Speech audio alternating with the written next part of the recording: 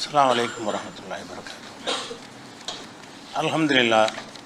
அல்ஹம்துலில்லாஹி நஹ்மதுஹு வ நஸ்தஈனுஹு வ நஸ்தக்ஃபிருஹு வ நஊது பில்லாஹி மின் ஷுரூரி அன்ஃபுஸினா வ மின் ஸய்யிஆத்தி அமாலினா. மன் யஹ்திஹில்லாஹு ஃபலா முதில்ல லஹு வ மன் யுضلில்ஹு ஃபலா ஹாதிய லஹு. வ அஷ்ஹது அல்லா இலாஹா இல்லல்லாஹு வஹ்தஹு லா ஷரீக லஹு வ அஷ்ஹது அன்ன முஹம்மதன் அப்துஹு வ ரசூலுஹு அம்மா பஅத். கண்ணியத்திற்குரிய எல்லாம் வல்ல அல்லாஹ் ஜல்ல ஷானஹு தஆலாவின் நல்லடியார்களே, எந்த ஒரு மனிதரும் அல்லாஹுடைய ஆற்றலை பெற முடியாது என்ற அடிப்படையில் பல செய்திகளை நம்ம பார்த்து வருகிறோம். அந்த வகையில் இறைவனுக்கு மிக நெருக்கமான தேர்வு செய்யப்பட்ட நபிமார்கள் அவர்கள் எவ்வளவுதான் தியாகம் செய்தவர்களாக இருந்தாலும், அல்லாஹுடைய அன்புக்குரியவர்களாக இருந்தாலும், இறைவனுடைய அந்தஸ்தை அவங்க அடைய முடியலை. இறைவன் செய்யக்கூடிய காரியத்தை அவங்க செய்ய முடியலை. அவங்க நினைச்ச பல காரியங்களை அல்லாஹ் நிறைவேற்றாமல் இருந்திருக்கிறான் என்ற விவரங்களை எல்லாம் மூசா நபியுடைய வரலாறை வைத்து நம்ம சென்ற வாரத்தில் பார்த்தோம். ஆதம் அலைஹிஸ்ஸலாத்தை பற்றியும் பார்த்தோம். அந்த வகையில் இப்ராஹிம் நபியுடைய வரலாறை அல்லாஹ் திருமறை குர்ஆனில் எடுத்து காட்டுகிறான். நபிமார்களில் இப்ராஹிம் நபி அவர்கள் அளவுக்கு அதிகமாக அல்லாஹ் யாரையும் சிலாகித்து சொன்னது இல்லை. குர்ஆன் எடுத்து பார்த்தீங்கன்னா இப்ராஹிம் நபி அவர்கள் தான் அல்லாஹ்வுடைய உற்ற நண்பர் என்று அல்லாஹ் சொல்கிறான். யாரையுமே நண்பர் என்று அல்லாஹ் சொல்லமா, எல்லோரும் அடிமை தான். ஆனால் இப்ராஹிம் நபியை சொல்லும் பொழுது இத்தஹதல்லாஹு இப்ராஹிம ஹலீலா, இப்ராஹீமை அல்லாஹ் தனது தோழனாக ஆக்கி கொண்டான், கூட்டாளியாக ஆக்கி கொண்டான் என்று எல்லாரையும் அடிமை என்று சொல்லக்கூடிய இறைவன் இப்ராஹிம் நபியை மாத்திரம் என்னுடைய உற்ற தோழர் நண்பர் என்று அல்லாஹ் சொல்கிற அளவுக்கு அவருக்கு உயர்ந்த ஒரு அந்தஸ்தை வைத்திருக்கிறான். அந்த இப்ராஹிம் அலைஹிஸ்ஸலாம் அவர் ஆதம் அலைஹிஸ்ஸலாம் காபத்துல்லாவை கட்டியிருந்தால் கூட அதனுடைய பேரும் புகழும் நன்மை இவருக்கு கிடைக்க வேண்டும் என்பதற்காக வேண்டி காபா சிதிலமடைந்திருக்கிற இடத்தை இவருக்கு காட்டி கொடுத்து, நீனும் உன்னுடைய மகனும் சேர்ந்து அந்த காபத்துல்லாவை கட்டுங்க அப்படின்னு நல்லா சொன்னதாக திருக்குறானில் சொல்லி காட்டுறான். அதாவது 2வது சூறாவில் 22வது சூறாவில் 28வது வசனத்தில் இது பவ்வானால் இப்ராஹிம மக்கானல் பைத்தி, காபத்துல்லா இருக்கிற அந்த இடத்தை நாம் இப்ராஹிம் காட்டி கொடுத்தோம். ஏன்னா ஆதம் அலைஹிஸ்ஸலாம் ஒரு காலத்தில் கட்டிட்டார். அவருக்கும் இப்ராஹிம் நபிக்கும் பல ஆயிரம் ஆண்டுகள் இருக்கிறது.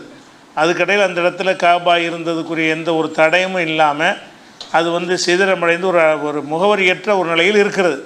அப்போ திரும்பி அந்த ஆலயத்தை கட்ட நினைக்கும் போது அல்லாஹ் என்ன செய்கிறான்னு கேட்டால், இவர் வழியாக அதை கட்டணும், இவர் மூலமாக கட்டி அது நிலைத்திருக்க வேண்டும் என்பதற்காக வேண்டி இப்ராஹிம் நபிக்கு இதுதான் காபா இருந்த இடம் அப்படின்னு அல்லாஹ் என்ன செய்கிறான்னா நம்ம காட்டி கொடுத்தோம்னு சொல்கிறான்.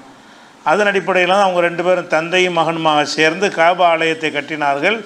அதுதான் கியாமத் நாள் வரைக்கும் நம்முடைய கிப்லாவை அவர் கட்டி அந்த கட்டிடத்தை தான் இன்றைய நோக்கி நம்ம தொழக்கூடிய வகையில் அவருக்கு ஒரு மதிப்பை எல்லாம் கொடுத்துருக்குறான். அதே மாதிரி அதே சூறாவில் 27வது வசனத்தில் காபாவை கட்டி முடித்த பிறகு ஹஜ்ஜிங்கிற ஒரு கடமை அல்லாஹ் அவர் மூலமாக, அதுக்கு முந்தி கிடையாது. இப்ராஹிம் அலைஹிஸ்ஸலாத்துக்கு முன்னாடி அந்த காபா இருந்துச்சு. அந்த காபாவில் மக்கள் போய் தொழுவாங்க. காபாங்கிறது ஒரு பள்ளிவாசல், அது உள்ளக போய் மக்கள் தொழுதுகிட்டு இருந்தாங்க ஆதம் அலைஹிஸ்ஸலாம் காலத்தில். அதுக்கு பிறகு ஆதம் அலைஹிஸ்ஸலாத்திலிருந்து இப்ராஹிம் அலைஹிஸ்ஸலாம் காலம் வரைக்கும் நீண்ட நெடுங்காலமாக அது சிதிலமடைஞ்சு எந்த ஒரு வழிபாடு நடக்கவில்லை.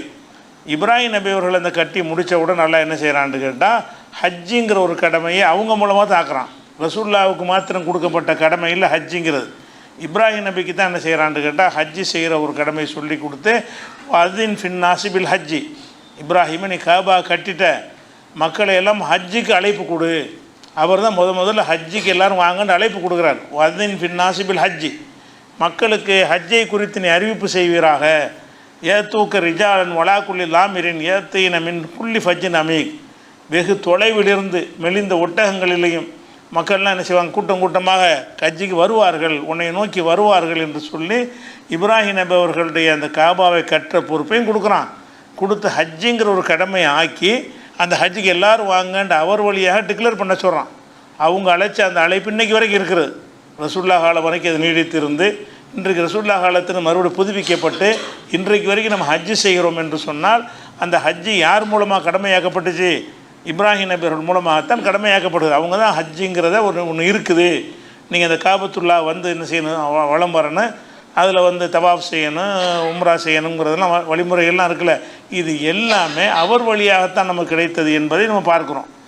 அதே மாதிரி அவருடைய மகனை அறுத்து பலியிட முன் வந்த காரணத்தினால அல்லாஹ் அதிலிருந்து அவரை காப்பாற்றி வேறு ஒரு பிராணியை அறுக்குமாறு அல்லாஹ் செஞ்சு இதை வந்து மனித சமுதாயத்தில் நம்ம ஒரு வழிமுறையாக விட்டு வைத்திருக்கிறோங்கிறான். நம்ம இன்னைக்கு குர்பானி கொடுக்குறோம் என்று சொன்னால் அவர் செஞ்சதை வச்சு தான் கொடுக்குறோம்.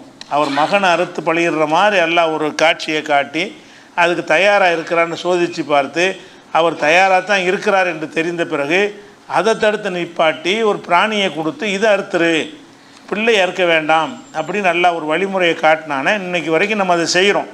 அப்போ இப்ராஹிம் நபியுடைய பல விஷயத்தினே நபிமார்களுடைய விஷயங்கள் நம்ம செய்யலை. அவங்க என்ன செஞ்சாங்க நமக்கு தெரியவும் இல்லை. ஆனால் இவருடைய வழிமுறை என்ன செய்கிறான்னா, ரசூல் ஸல்லல்லாஹு அலைஹி வஸல்லம் அவர்களுக்கே தொடர்ச்சியாக வர செஞ்சு நம்மளும் இந்த யௌமுன் நஹரில் என்ன செய்கிறோம், குர்பானி கொடுக்கக்கூடிய ஒரு விஷயத்தை வச்சுருக்குறோம். இப்படி அவருக்காக வேண்டி எக்கச்சக்கமான ஒரு நன்மை இந்த குர்பானி விஷயமாக சொல்லும் பொழுது 37வது சூரா 108வது வசனத்தில் நல்லா சொல்லி கேட்டோம், ஃபதைனாஹு பிதுபிஹின் அலீம், மகத்தான ஒரு பிராணியை நம்ம அதுக்கு பகரமாக கொடுத்தோம், பின்வரும் சமுதாயங்களுக்கு அது வழிமுறையாக விட்டு வைத்தோம், அவரோட நிறுத்திக்கல, இனிமேல் வரக்கூடியவங்களும் இதை செய்யணும் அப்படின்னு ஒரு வழிமுறை ஆக்கிட்டோம் என்று அல்லாஹ் சொல்லக்கூடிய ஒரு காட்சியை பார்க்குறோம். அப்படிப்பட்ட சிறப்பு அல்லாஹ் கொடுக்குறான் அவருக்கு. அவரை வந்து இன்னும் இப்ராஹிம கான உம்மத்தன், இப்ராஹிம் என்பவர் வந்து ஒரு சமுதாயமாக இருந்தார். பெரிய சமுதாயம், ஒரு இயக்கம், ஒரு சங்கம் இருந்து எவ்வளோ செய்யுமோ அதை ஒத்தாள நின்று செஞ்சார்.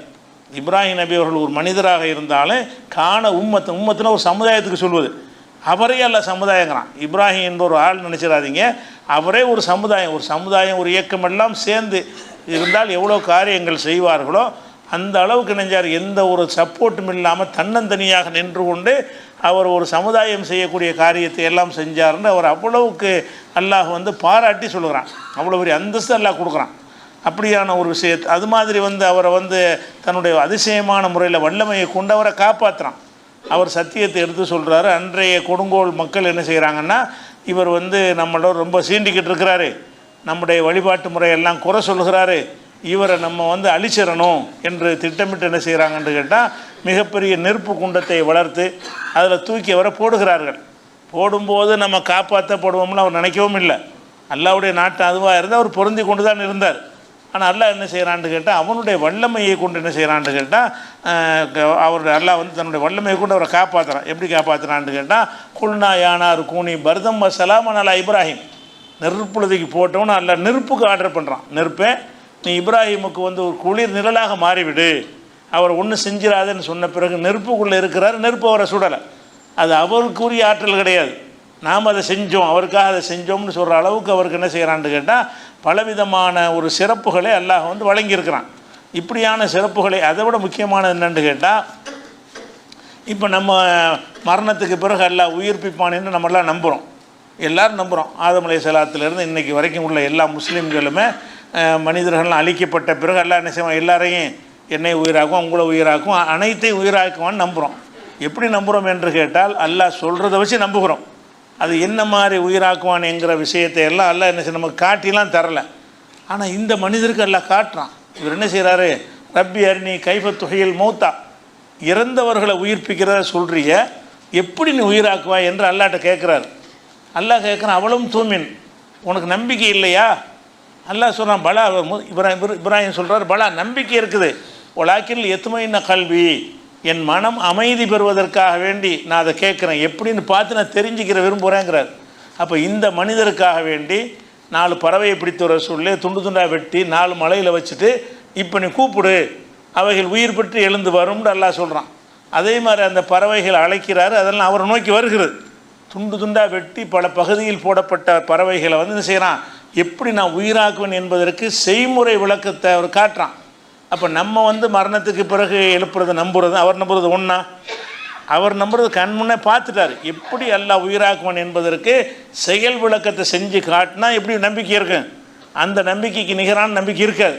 அப்போ இவருடைய நம்பிக்கை வலுவாக இருக்கணுங்கிறதுக்காக வேண்டி யாருக்கும் செஞ்சு காட்டாத ஒரு விஷயத்தை இவருக்கு அல்லாஹ் செஞ்சு காட்டுறான், இறந்தவர்களை எப்படி உயிராக்குறது.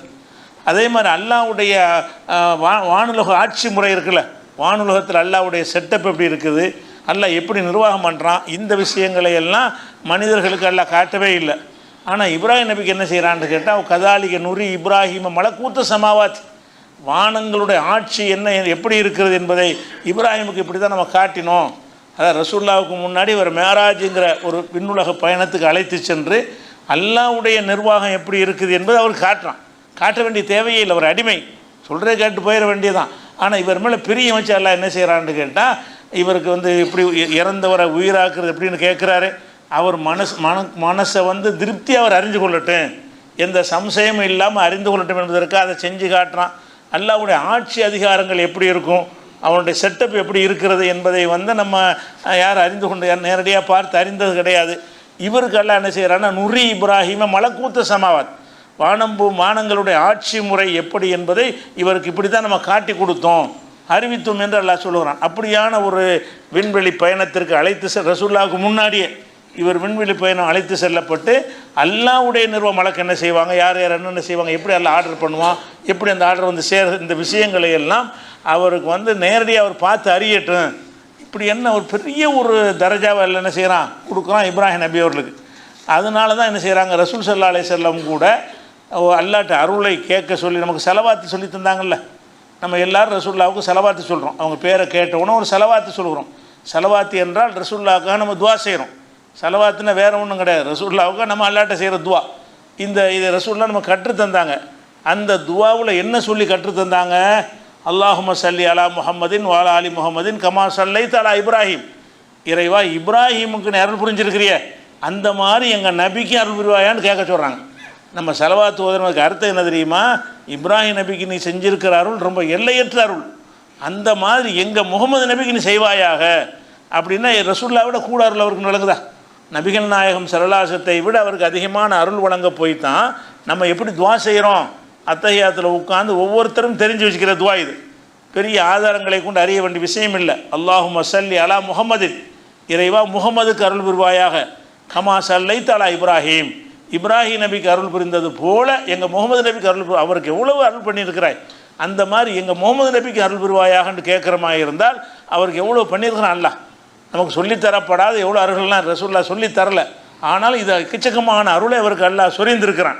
அந்த அருளை பார்த்து ரசூலுல்லாஹ் என்ன செய்கிறாங்கன்னா, அவங்க ஆசைப்படுறாங்க. அருள் செய்கிறதா இருந்தால் அவருக்கு செஞ்ச மாதிரி நமக்கு செய்யணும். இப்ராஹிம் நபிக்கு எப்படியெல்லாம் அல்லாஹ் அருள் செஞ்சுருக்கிறானோ அந்த மாதிரி எனக்கு அல்லாஹ் அருள் செய்யணும். அதுக்கு என்ன செய்யணும், நீங்கள் எனக்காக துவா செய்யணும். நம்மள்கிட்ட கேட்குறாங்க, நீங்கள்லாம் எனக்காக வேண்டி செலவாத்துங்கிற பேரில் என்ன செய்யுங்க, துவா செய்யுங்கிறாங்க. நம்ம செய்கிறோம் தினசரி தொழுகையிலிருந்து என்ன செய்கிறோம், நபிகள் நாயகம் ஸல்லல்லாஹு அலைஹி வஸல்லத்துக்காக துவா செய்கிறோம். அப்போ நான் துவாவை என்ன கற்றுத்தருகிறது, இப்ராஹிம் நபி பேரருள் பெற்றவர், அவருக்கு செஞ்ச அருள் மாதிரி எங்கள் முகமது நபிக்கு நீ கொடுத்துருவாயாக அப்படிங்கிற அளவுக்கு அவருக்கு மகத்தான ஒரு அந்தஸ்தை கொடுக்குறான். அதனால தான் குரானில் பல இடங்கள் எல்லாம் என்ன செய்கிறான்னு கேட்டால், இத்தபி மில்லத்த இப்ராஹிம் ஹனீஃபா, முகமதே நீ இப்ராஹிம் வழியில் தான் நடக்கணும். இப்ராஹிம் உனக்கு முந்தி ஒருத்தர் அனுப்பியிருக்கிறேன், அவருடைய பாதையில் தான் நீ நடக்க வேண்டும் என்று நபி ஸல்லல்லாஹு அலைஹி வஸல்லம் அவர்களுக்கு என்ன செய்கிறான், அல்லாஹ் கட்டளை எடுக்கிறான். அவ்வளோ பெரிய தரஜா, அவ்வளோ பெரிய அந்தஸ்தை இப்ராஹிம் நபிகளுக்கு அல்லாஹ் கொடுத்தான். அப்படி கொடுத்துட்டு கூட அவர் விரும்பினதெல்லாம் செஞ்சு கொடுத்தானா, சிலதை கொடுத்தான். அவருக்கு பிறருக்கு உதவி செய்யக்கூடிய அல்லாஹ் செய்யக்கூடிய உதவிகள் இருக்குல்ல, அந்த மாதிரியான உதவிகளை செய்யக்கூடிய ஒரு பவரையோ ஒரு ஆற்றலையோ ஒரு அதிகாரத்தை கொடுத்தானா, நீ அறிந்து கொள்வதற்கு நான் எப்படி செயல்படுறேன்னு அறிஞ்சிட்டு போ அப்படிங்கிற விஷயத்தையெல்லாம் அல்லாஹ் காட்டி கொடுத்தானே தவிர, அருளை அவருக்கு அதிகமாக சொரிந்தானே தவிர, அவர் அருளை பெற்ற காரணத்தினால் அவர் நினச்சதை செஞ்சிருவாரா, நினச்ச ஆளுக்கெல்லாம் நினச்ச செல்வத்தை வழங்கிடுவாரா, நோயை நீக்கிடுவாரா, அந்த மாதிரியான பவர் அந்த மாதிரி ஏதாவது கொடுத்துருக்குறானான்னு கேட்டால் அது இல்லைங்கிற வரலாறு முழுக்க நமக்கு தெரிகிறது. இவ்வளோ பெரிய அந்தஸ்தில் வச்சுட்டு அவருக்கு 2 மனைவியர், 2 பேருக்குமே பிள்ளை இல்லாமல் ஆக்கிவிட்டான். 2 பேரும் இங்கே என்ன செய்யல, எல்லாம் குழந்தையை கொடுக்கல. எப்போ கொடுக்குறான், தள்ளாத வயசில் கொடுக்குறான். இப்ராஹிம் நபியுடைய 25 வயசில் பிள்ளையை கொடுக்கல, 50 வயசில் கொடுக்கல. அவர் தளர்ந்து போயிடுவாருங்கிற அந்த காலத்தில் வயசு வித்தியாசங்கள் இருக்கும். நம்ம காலத்தில் தளர்ந்து போகிறது வயசாக இருக்கலாம், அந்த காலத்தில் கொஞ்சம் முன்ன இருக்கலாம், அது நமக்கு தேவையில்லை. அவருடைய முதுமையில் தான் எல்லாம் என்ன செய்கிறான்னு கேட்டால் அவருக்கு பிள்ளையே கொடுக்குறான். அதை பற்றி எப்படி எல்லாம் சொல்லி காட்டுறான்னு கேட்டால், அவருக்கு பிள்ளை கொடுத்த விஷயத்தை பற்றி பல இடங்கள் அல்லாஹ் திருமறை குர்ஆனில் சொல்லி காட்டுறான். எப்படி சொல்லி காட்டுறான்னு கேட்டால், அதாவது ஒரு 2 மலக்குமார்கள் எல்லாம் அனுப்பி வைக்கிறான். எதுக்கு அனுப்புகிறான்னு கேட்டால், அருகில் உள்ள லூத் நபி சமுதாயத்தை அழிப்பதற்காக வேண்டி. இப்ராஹிம் நபியும் லூத் நபியும் அருகருகே வாழ்ந்த 2 நபிமார்கள். அவர் ஒரு சமுதாயத்துக்கு நபியாக இருக்கிறாரு, இவங்க ஒரு சமுதாயத்துக்கு நபியாக இருக்கிறாங்க. அவருடைய லூத் நபி சமுதாயம் என்ன பண்ணுறாங்கன்னு கேட்டால் ஓரினை சேர்க்கையில் ஈடுபட்டு இன்னும் இறைவனை மறுக்கக்கூடியவர்களாக இருந்தார்கள். அவர்களை திருத்துவதற்காகத்தான் லூத் நபி அல்ல அனுப்பி வைக்கிறான். ஆனால் அவங்க லூத் நபியுடைய போதனை ஏற்றுக்கிறல, அவங்களுடைய கெட்ட செயலிருந்து திருந்தி கொள்ளவும் இல்லை. அவர் பொறுத்து பார்த்துவிட்டு என்ன செய்கிறாருன்னா அல்லாட்ட ஒப்படைச்சிடுறாரு. இனிமேல் இவங்க தேர மாட்டாங்க, நீ பார்த்துக்கண்டு. அப்போ அல்லாஹ் என்ன செய்கிறான்டான்னு அந்த ஊராரை அழிப்பதற்காக வேண்டி யார் லூத் நபி ஏற்றுக்கிட்டு இருக்கிறாங்க அவங்கள மட்டும் காப்பாற்றி மற்றவர்களை எல்லாம் அழிப்பதற்காக வேண்டி மலக்குமார்களை அதில் அனுப்பி வைக்கிறான். அனுப்பின மலக்குமார்கள் என்ன செய்கிறாங்கன்னு கேட்டால் முதல்ல இப்ராஹிம் நபி பார்க்க வர்றாங்க. அவர்கிட்ட லூத் நபி சமுதாயத்தை அழிக்கிறதுக்கு பக்கத்துலாம் இருக்குது. இப்ராஹிம் நபியை பார்த்தோன்னே ஏதோ புதிய ஆளுக்கு வந்திருக்காங்கன்னு விருந்துகிறன்னு தான் சமைக்கிறார். அவங்க சாப்பிட மாட்டேங்கிறாங்க. அப்புறம் என்ன நீங்கள் எல்லாம் யார், ஏன்னா மலக்கள் சாப்பிட மாட்டாங்கல்ல. அப்போ தான் என்ன செய்கிறாங்கன்னு யாருன்னு கேட்கும் பொழுது, இல்லை நாங்கள் வானவர்களாக வந்திருக்கிறோம், லூத் நபியுடைய சமுதாயத்தை அழிக்கிறதுக்கு வந்திருக்கிறோம், அதோடு உங்களுக்கு ஒரு செய்தி சொல்லிட்டு போகிறதுக்கு வந்திருக்கிறோம். அழிக்க வந்தது அந்த லூத் நபி சமுதாயத்தை, அதோடு என்ன செய்யுங்கன்னா இப்ராஹிம் நபிக்கு ஒரு நற்செய்தி சொல்லிட்டு போங்க அப்படின்னு அதில் அனுப்பி வைக்கிறான். அந்த நற்செய்தியை பற்றி என்ன செய்கிறாங்கன்னு கேட்டால் அவங்க சொல்கிறாங்க, உங்களுக்கு அல்லாஹ் குழந்தையை தருவதாக உங்களுக்கு வாக்களித்திருக்கிறான் அப்படின்னு சொல்லி உங்களுக்கு ஒரு ஆண் குழந்தை பிறக்க போகுது, இஸ்ஹாக்குங்கிற குழந்தை உங்களுக்கு பிறக்க போகுதுங்கிற ஒரு நற்செய்தி அல்லாஹ் சொல்கிறான். சொன்ன உடனே அதை சொல்லும்போது அவருடைய மனைவி இருக்கிறாங்க, அவங்களுக்கும் கேட்குற மாதிரி அந்த மலக்குகள் வந்திருக்கிறாங்க. மனித வடிவத்தில் வந்ததுனால இப்ராஹிம் நபி அவங்கள பார்க்குறாங்க, அவங்க மனைவியும் பார்க்குறாங்க. அந்த இப்ராஹிம் நபிட்ட அந்த மலக்குமார்கள் என்ன சொல்கிறாங்கன்னா, உங்களுக்கு புள்ள பிறப்போகுது, புள்ள பிறப்புன்னா அந்த மனைவி மூலமாக தானே பெறும், அந்த மனைவி பக்கத்தில் இருக்கிறாங்க. அப்போ சொன்னோன்னு என்ன செய்கிறாங்கன்னா, யா வயலத்தா அழிதுவானா அஜூசும், நான் ஒரு சரியான கிழவியாக இருக்கிறேன், நான் புள்ள பெறுவேனா. புள்ள பெறுற செய்தி அல்லாஹ் மூலமாக சொல்லப்படும் பொழுது அந்த அம்மாவுக்கு நம்பிக்கை வரல. என் வயசு என்ன, இந்த வயசில் யார் பிள்ளை பெறுவா, அழிது நான் குழந்தை பெறுவேனா, ஆனால் அஜூசுன் நான் ஒரு கிழவியாக இருக்கிறேன், ஓ ஹாதா பாலி ஷெய்ஹா என்னுடைய கணவனும் சரியான கிழவனாக இருக்கிறார். அப்போ கிழவனாக இருக்கிற வரைக்கும் பிள்ளை இல்லைன்னு விளங்குது. பிள்ளையுடைய நற்செய்தி எப்போ சொல்லப்படுதுன்னு கேட்டால் அந்த அம்மாவும் சரியான கிழவி, இப்ராஹிம் நபியும் சரியான கிழவர், நாங்கள் 2 பேரும் கிழவன் கிழவியாக இருக்கும் பொழுது எங்களுக்கு பிள்ளை எப்படி வரும், இன்னஹாதால ஷெய்வுன் அஜீப், இது பெரிய ஆச்சரியமான செய்தியை சொல்கிறீங்க, எங்களுக்கு பிள்ளை பெறும்னு சொல்கிறீங்க அப்படின்னு சொல்லி அந்த அம்மா மாணவர்கள்ட்டே கேள்வி கேட்குறாங்க, எங்களை எப்படி பிள்ளை பெறும்னு. அப்போ மாணவர்கள் சொல்லுவாங்க, தாஜபின் மின் அமரில்லா, அல்லாவுடைய கட்டளையில் நீ சந்தேகப்படுறியா, ஆச்சரியப்படுறியா, அல்லாவுக்கு ஆகுண்டா ஆகிட்டு போகுது, அல்லாஹ் நற்செய்தி சொல்கிறான்னா நீ நம்பணுமா, என்ன செய்கிற அதில் நீ ஆச்சரியப்படுகிறாயா, ரஹமத்துல்லாஹி பரக்காத்து அழைக்கும், அல்லாவுடைய ரஹமத்தும் பரக்கத்தும் உங்கள் மீது இருக்கிறது, அஹ்லல் பைத்தி இந்த இப்ராஹிம் நபியுடைய குடும்பத்தார்களே உங்களுக்கு அல்லாவுடைய ரஹமத்தும் பரக்கத்தும் இருக்கிறது, இன்னஹு ஹமீதுல் மஜீத், இதை வச்சு தான் அஸ்ஸலாமு அலைக்க ரஹமத்துல்லாஹி பரக்காத்து நம்ம சொல்கிறோம் அத்தையாத்தில் இவருக்கு செஞ்சதை வச்சு. அப்போ அந்த மாதிரியான ஒரு விஷயத்தை அந்த மனைவி கேட்பாங்க. இது 11ஆவது சூறாவில் 69வது வசனத்தில் இருக்கிறது. அதே மாதிரி யாரை நற்செய்தி கொடுத்தோம்னா, பஷர் நாகா பி இஸ்ஹாக்க, அவங்களுக்கு ஒரு இஸ்ஹாக்குங்கிற ஒரு பிள்ளை பிறப்போகிறது, ஒம்மி வரா இஸ்ஹாக்க யாக்கூப், இஸ்ஹாக்குக்கு ஒரு பிள்ளை பெறும், இஸ்ஹாக் பெரிய ஆள் ஆவார், அவர் கல்யாணம் பண்ணுவார், நீண்ட காலம் வாழ்வார், அவருக்கு ஒரு மகன் யாக்கூப் பிறப்பாருங்கிற 2 செய்தி. இவருக்கு புள்ள பிறப்புகிற செய்தின்னு சொல்லப்படுது, பேரம் பிறகுதுன்னு சொல்லப்படுது. இப்ராஹிம் நபிக்கு என்ன சொல்லப்படுதுன்னா, அவர் தள்ளாத வயசில் உனக்கு ஒரு மகனும் பிறப்பாங்க, அந்த மகன் நல்லா வாழ்ந்து பெரிய ஆளாக போய் கல்யாணம் பண்ணி அவருக்கு ஒரு பிள்ளை பிறக்கும், அந்த பிள்ளைக்கு பேர் யாக்கூப் என்று சொல்லி கொடுத்ததாக அதை சொல்லி காட்டுறான். இதே சம்பவத்தை 15ஆவது சூறாவுலையும் 51 வசனத்தில் எல்லாம் சொல்லி காட்டுறான். அப்போ மலக்குகளை பார்த்துன்னு பயப்படுறாரா, அவங்க சொல்கிறாங்க, இன்னானு பஷீருக்கு பி குலாமின் அலி, அறிவான ஒரு குழந்தையை பற்றி உனக்கு நற்செய்தி சொல்ல வந்திருக்கிறோம். அப்போ அவர் கேட்குறாரு, பஷர் துமுனி, அவரும் கேட்குறார், இந்த மனைவி கேட்டது மாத்திரம் இல்லாமல் அவரும் ஆச்சரியப்பட்டு அல்லாட்ட கேட்குறார், வானவர்கிட்ட கேட்குறார், பஷர் துமுனி அலான் மசனிகள் கிபரு, எனக்கு ஒரு முதுமை வந்த நிலையில் எனக்கு நற்செய்தி சொல்கிறீங்களா, எனக்கு புள்ள பெறும்னு நீங்கள் சொல்கிறீங்க, நானும் கிழவனாக இருக்கிறேன், எனக்கு எப்படி நற்செய்தி பத்து பஷீரோன், எப்படி இந்த நற்செய்தி நீங்கள் சொல்ல போச்சு அப்படின்னு ஒரு கேட்குறாரு. அப்போ மலக்குமார்கள்லாம் சொல்கிறாங்க, பஷர் நாகபில் ஹக்கை, உண்மையைத்தான் ஏன் சொல்கிறோம், விளையாட்டு பண்ணலை, நெசமாக தான் சொல்கிறோம், நெசமாக தான் உனக்கு பிள்ளை பிறக்க போகுதுன்னு சொல்லி அவங்க சொல்கிறாங்க.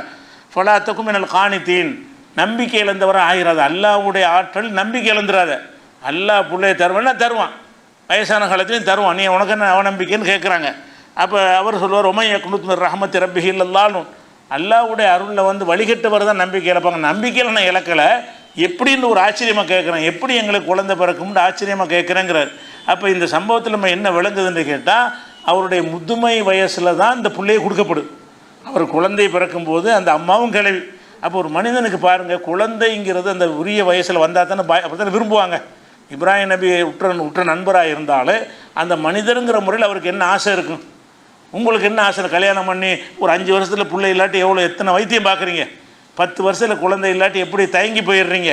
10 வருஷம் 20 வருஷம் 30 வருஷம் 40 வருஷம் 50 வருஷத்துக்கு பிள்ளை இல்லைன்னு சொன்னால் உங்களுடைய லைஃபை வீணாக போச்சுக்கிற மாதிரி நினைக்கிறீங்க. ஒரு ஆணாக இருந்தாலும் பெண்ணாக இருந்தாலும் உரிய நேரத்தில் பிள்ளை கிடைக்கவில்லை என்பது ஒரு மனிதனுக்கு ஏற்படுற துர்பாக்கியமாக இல்லையா? அவனுக்கு பெரிய கவலை தருமா இல்லை, சஞ்சலத்தை ஏற்படுத்துமா இல்லையா? நமக்கு ஒரு வாரிசு இல்லாமல் போச்சே அப்படின்னு கவலைப்படுவாங்களா இல்லையா? அந்த கவலை அவர் கொடுத்தானா இல்ல? இப்ராஹிம் நபி உற்ற நண்பராக இருந்தாலும் உனக்கு ஒரு பிள்ளை நீ நான் உண்டாக்கிற முடியாது, அது நான் தருவேன், உனக்கு மலக்கூத்து சமாவாத்தையெல்லாம் காட்டுவேன், எப்படி உயிராக்குறதெல்லாம் காட்டுவேன், அது வேறு விஷயம். ஒரு ஆளுக்கு என்ன தரணும் எப்போ தரணும் நான் தான் டிசைட் பண்ணுவேன். நீங்கள் என்னுடைய உற்ற தோழராக இருக்கிறதுனால நீங்களே உண்டாக்கிறங்க பிள்ளை என்று சொல்லவும் மாட்டேன், நீங்கள் விரும்பின நேரத்தில் தரவும் மாட்டேன். நான் எப்போ விரும்பணும் அப்போ தான் தருவேங்கிறதுனால தானே அவருக்கு வந்து என்ன செய்யலை, அவருக்கு அந்த தள்ளாத வயசில் இந்த பிள்ளையை கொடுக்குறான்.